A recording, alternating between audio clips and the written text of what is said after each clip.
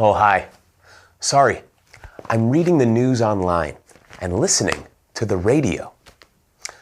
I didn't always have a tablet. In fact, I used to read newspapers.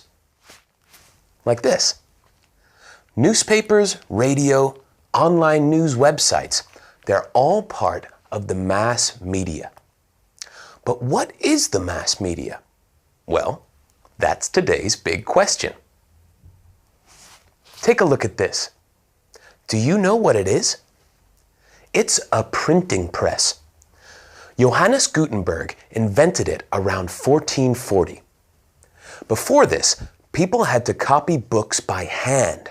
But now, for the first time, people could make lots of copies of letters and books.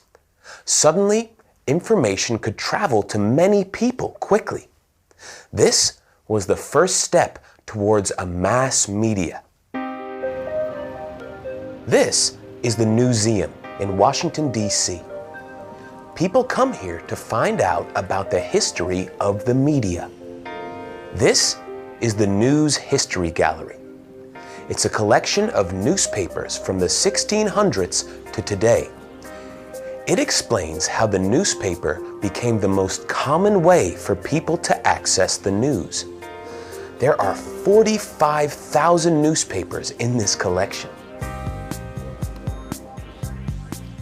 This is the Bloomberg Internet, TV, and Radio Exhibition. This begins with the first newsreels. These were short films with news from around the world that meant people could watch the news for the first time. It then tells the story of the 20th century as radio and TV also appeared. Suddenly, people could watch or hear news immediately in their own homes. Today, television is everywhere, and it can bring news from anywhere. People can even watch broadcasts live while they are happening. The media has changed a lot since it began. One of the biggest changes was the invention of the internet. When it began, people had to use the internet on their computers at home. But now, many people can use the internet wherever they are. The internet allows people to read all kinds of information from anywhere in the world.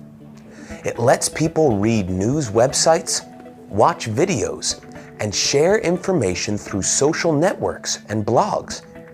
Many people now read all their news online. Smartphones let us access the internet anywhere. You don't even have to go home.